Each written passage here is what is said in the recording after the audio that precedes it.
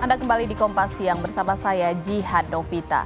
Saudara, akun peretas Bjorka kembali beraksi.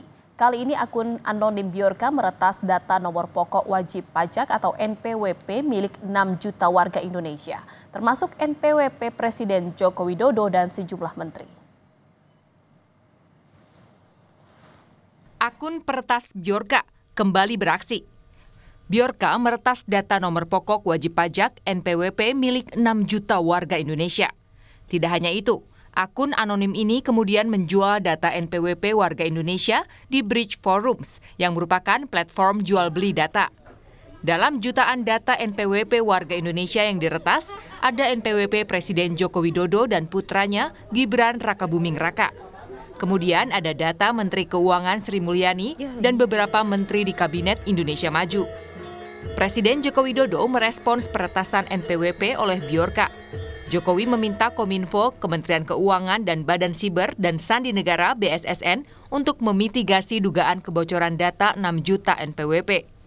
Presiden Joko Widodo menyebut kebocoran data bisa terjadi karena keteledoran password maupun penyimpanan data yang terlalu banyak disimpan di tempat-tempat berbeda, sehingga menjadi ruang untuk diretas oleh hacker. Jokowi menyebut peretasan data juga terjadi di negara lain. Kominfo maupun Kementerian Keuangan untuk memitigasi secepatnya, termasuk BSSN untuk memitigasi secepatnya. Dan peristiwa seperti ini kan juga terjadi di negara-negara lain yang ya semua data itu mungkin karena keteledoran password bisa terjadi atau karena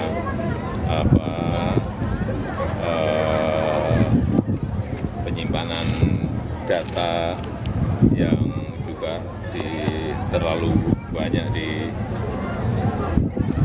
tempat-tempat yang berbeda-beda bisa menjadi ruang untuk diretas oleh hacker dan masuk. Menteri Keuangan Sri Mulyani mengaku telah meminta Direktorat Jenderal Pajak mengevaluasi kebocoran data NPWP. Menkyu juga menjanjikan akan memberi penjelasan kepada publik.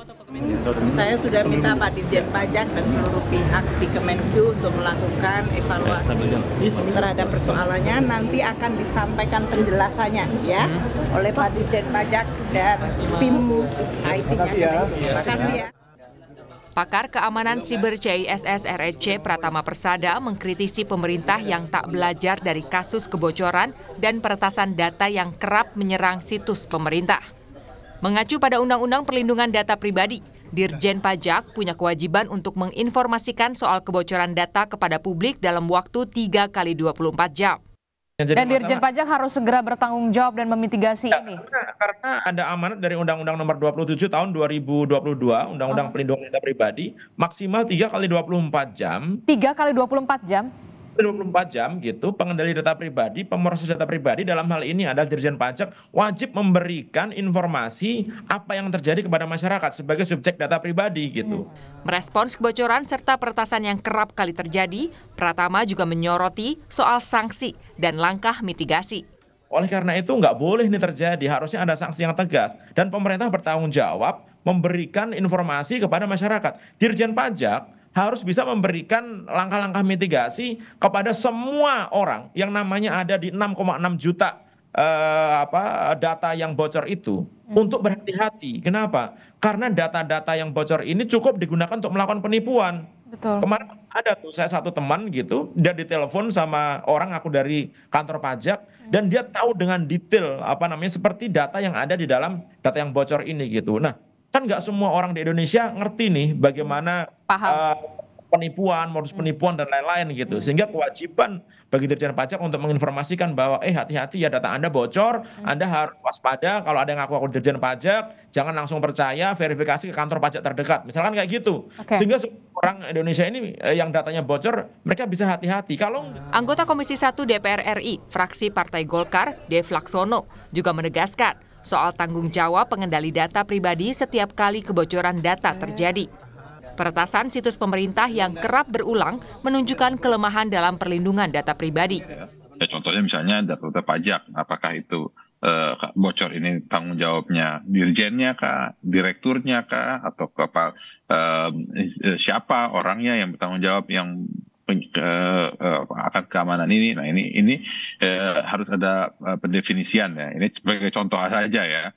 Belum lagi kalau kita bicara data-data yang lain, karena kan ya tadi kan kita bahas bahwa ini hampir tiap bulan ada pencurian data. Hampir tiap bulan ada yang dijebol, ada yang dijual di dark web. Nah, ya ini mau sampai kapan ini terus terjadi? Karena ini membuktikan ada kelemahan. Peretas Bjorka dalam situs jual beli data menjual 6,6 juta data diduga NPWP di Indonesia, seharga $10.000 Amerika Serikat atau sekitar 151,7 juta rupiah. Bjorka memberikan sampel data untuk meyakinkan calon pembeli. Salah satunya data Jokowi, Gibran, Kaesang, dan sejumlah menteri lainnya. Jenis data wajib pajak yang diduga bocor dalam sampel data yang diberikan Bjorka adalah nomor KTP dan nomor pokok wajib pajak, alamat rumah, tempat tanggal lahir, surat elektronik, termasuk kantor pajak tempat wajib pajak mendaftar. Ini bukan kali pertama dugaan kasus kebocoran data terjadi di sepanjang 2024. Di bulan Januari 2024, 22.000 lebih data pelanggan dan karyawan PT KAI diduga bocor. Selanjutnya, ada dugaan kebocoran data peserta didik Kemendikbudristek pada Juni 2024 sebagai dampak dari peretasan Pusat Data Nasional. Lalu di bulan Agustus, ada 4,7 data ASN dan P3K yang diduga ikut dibocorkan.